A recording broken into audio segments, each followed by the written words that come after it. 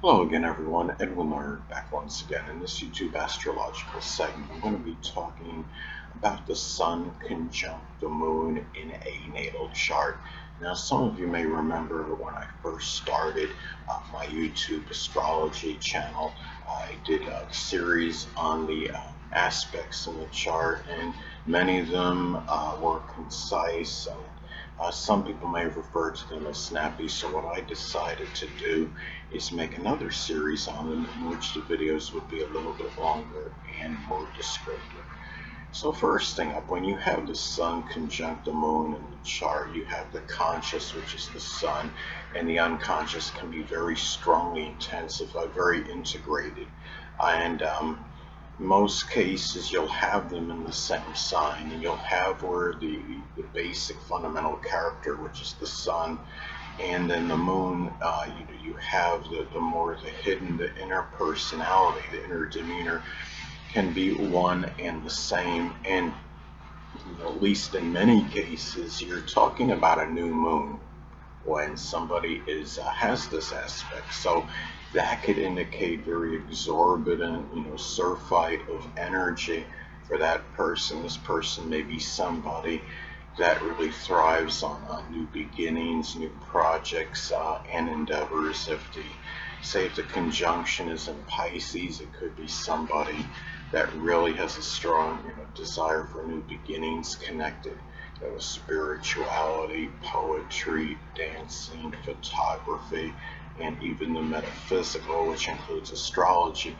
There may be, having, this aspect also, there may be a very intense focus on the emotional needs, which is the moon. And if the moon, say, is in Aquarius, those emotional needs can be connected with altruism, or it could be, selflessness to your friends, groups, you know, astrology, astronomy, computers, electronics, innovation, as some examples. And when you have this aspect, there may be a lot of concentration of energy, a lot of single-minded focus on really, just doing just in general. And the thing is, the basic nature, may be nostalgic, because the Sun reflects our basic fundamental character. The Moon can be nostalgic, and there can be a very intense focus and concentration on moon-related things, whether it could be, cooking, or doing some kind of culinary work, home-related matters, activities with family. Um, it could be introverted activities in general. And the thing about, and also just matters with people, that are you're close to home with. And another thing about this aspect as well is that if you have, the Sun conjunct the Moon in the natal chart, you may be someone that vacillates between, really, wanting to, that attention, and which is the Sun, and also and caring, being cared for, which is the Moon. You may go between, also vacillate between just general self-reliance and just clinging, just to others, or want, or just, having, that desire to be taken care of, and being a little more dependent. This could also be, the important thing about this aspect as well is that, when you have the Sun conjunct the Moon in a natal chart, it can indicate somebody that has a lot of focus on their own needs, but at the same time, it doesn't mean that they're oblivious to other people and what other people need and want, because the general, nature of this could be, a person that could actually be very, nurturing, caring, sympathetic, and but they can have they can at times seem, dominated by their own interests. And, the family is also, may play more of an integral part of this person's life than most people on average. And, the thing about this too is the Sun, can be about shining the light. So this may shine the light on the emotions and the, the emotional needs.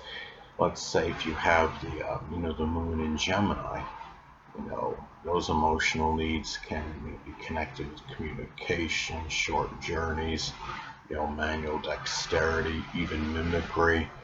Um, some cases, Moon and Gemini, may unconsciously, be living at times, I'd say, vicariously through others. I'm not saying that's good, but that can be, part of the subconscious energy of a Gemini Moon, and there may be some need for that as an example. But the thing about, this is as well, when you have, the Sun, conjunct the Moon in one's natal chart, it's also about really having a lot of drive and motivation toward home, introverted activities.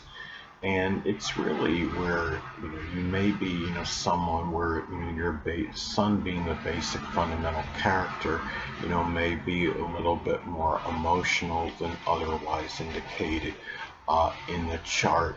And the thing about this is the Sun in astrology is connected with the biological father and dominant males in one's life.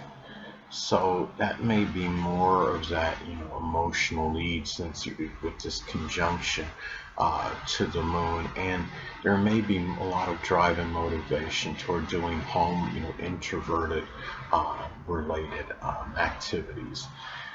Another thing, about this as well is that when you have, the Sun, conjunct the Moon natal chart, given that the Sun is connected, with the biological father, and you have the Moon reflects the mother. So these people, may be very, as far as close and tight, doesn't mean that they're going to be necessarily super compatible, but they may be very, tied in, more together, more so than many other, biological fathers and mothers in one's life. And the thing about, because you have the conjunction, which is intensification of energy, naturally, one would have to look at the actual synastry that would exist between the biological father and mother's charts to see the actual real true compatibility and synastry, and also the contraindicators in one's chart too. I mean, if you have Saturn, say, making an opposition or square to the Moon in the chart, so that it could often indicate some kind of divorce or separation between between the father and the mother. And this is really, in some cases, this is where you may have, having the Moon, in one's chart, making a conjunction, to the Sun. There may be a lot of, really a lot of very intensified, in terms of, Moon is about our responses. So there may be, this is a person that might, be involved in often having to respond, I would say, to the biological father, to dominant males, to people in authority, more so than most people, on average. So those are some ways that the Sun conjunct Moon can manifest in one's natal chart. And anyway, people, that'll conclude this YouTube astrological segment. Until next time, Edwin Learnard saying, stay well.